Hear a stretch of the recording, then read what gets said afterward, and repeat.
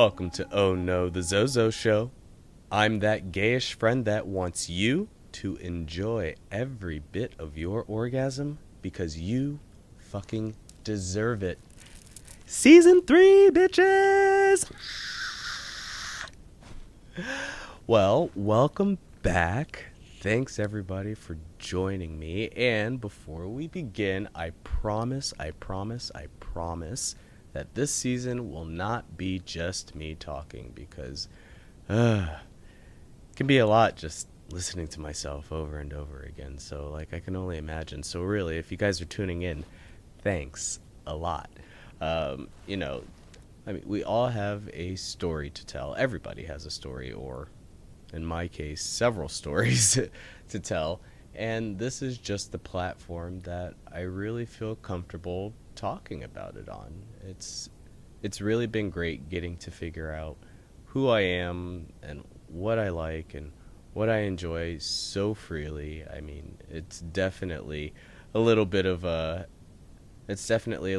challenge from time to time.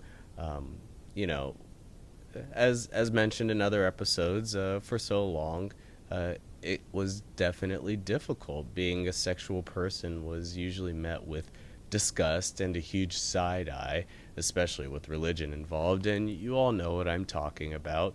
And honestly, talking about sex, even in a lot of liberal circles, is not something that is all too common. You know, sexual interests, sexual likes and dislikes, and I feel that that's just something that really everybody can relate and talk on. And it's such a broad and vast topic that you can always keep plucking things out of the air or sucking things out of the air. Anyways, it's been a minute and it's been a very crazy one.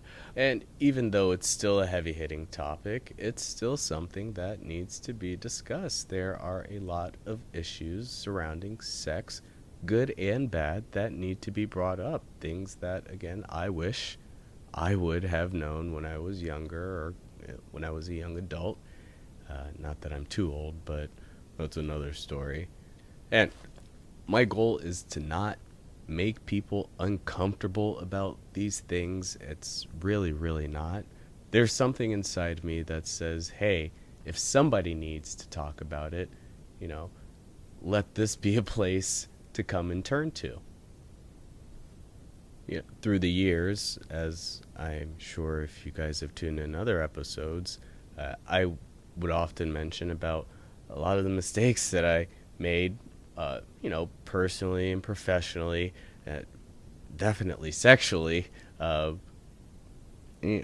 inability to personally speak freely about my sexuality and all the things that I enjoyed without having somebody turn a side eye to me really caused a lot of mental turmoil. I was a little fucked up in the head just because I was continually lying to myself, but there was not a safe place for me to turn to.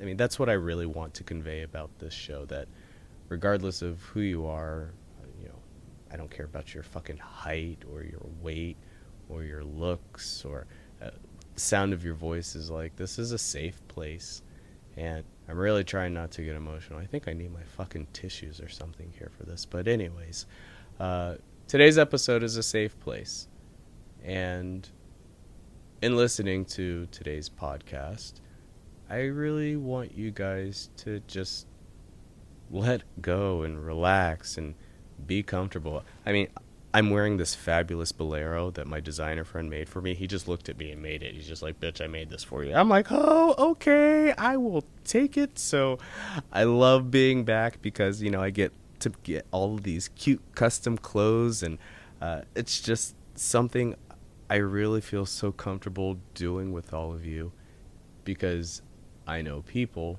need to hear this. I know I needed to hear some of this shit. So, Season 3. Episode 1, A Safe Place.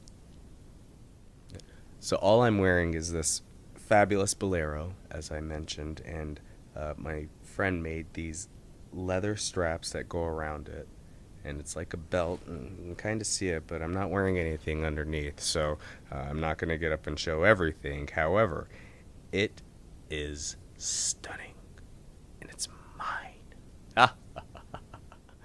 So, as a lot of you know, growing up, or at least I'm sure you've probably gathered, that I had the harsh reality of never really feeling 100% safe as a kid and even into my young adult years.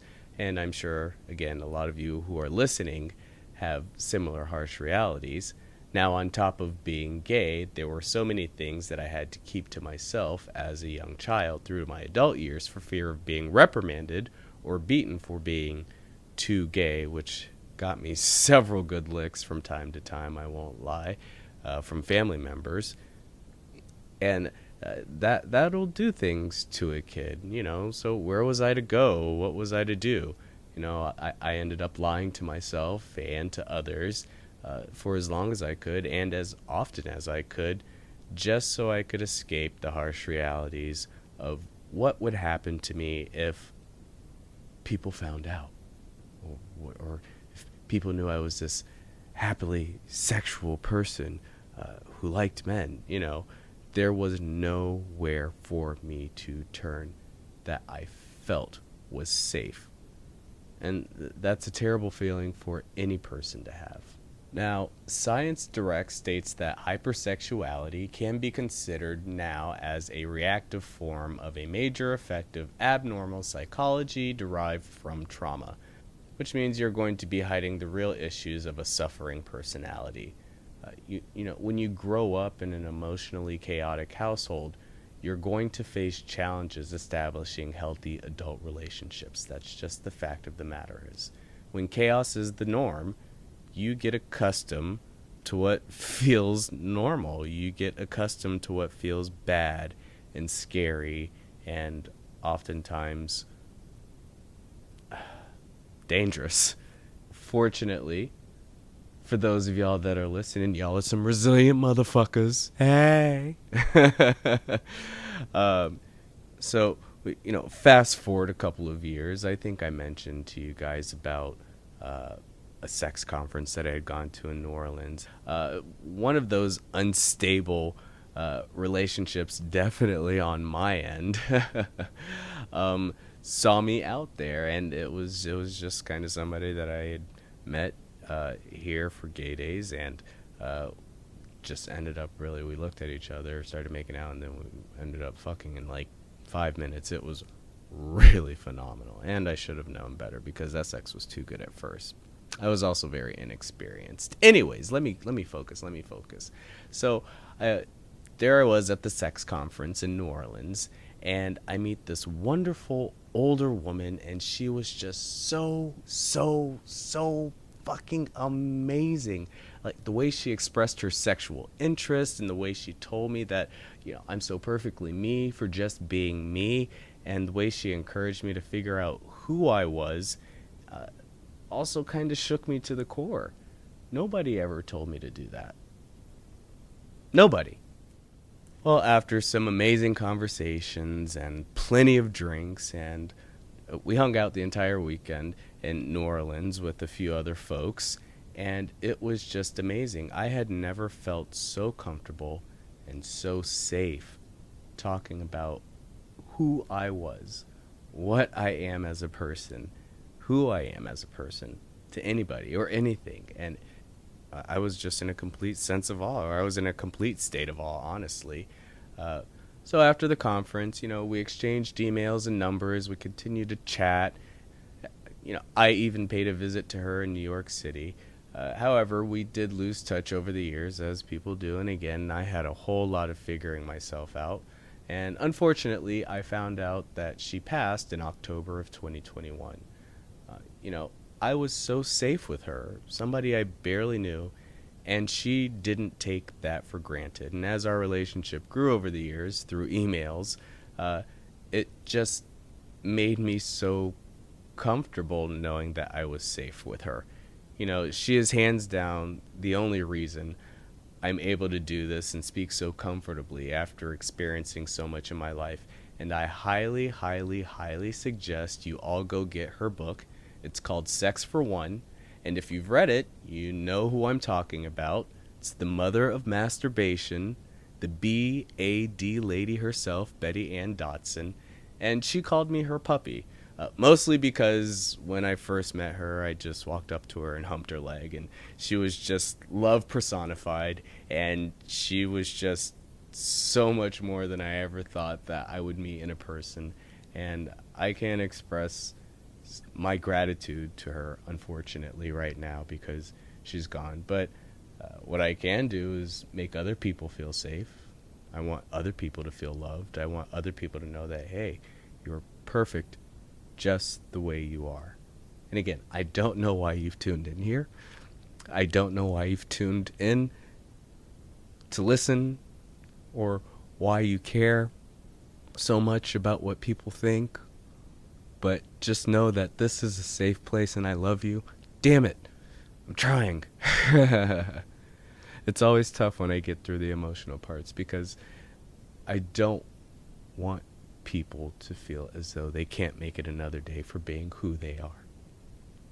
Okay? Anyways. Now, if you want to have another way to just express yourself outside of tuning into this podcast, still tune in, please. There are lots of ways for you to do so. Seek out friends and new people who have similar interests and who are comfortable talking about the things that you're comfortable talking about. Dealing with family members who have toxic behaviors is stressful, and it can also be emotionally taxing.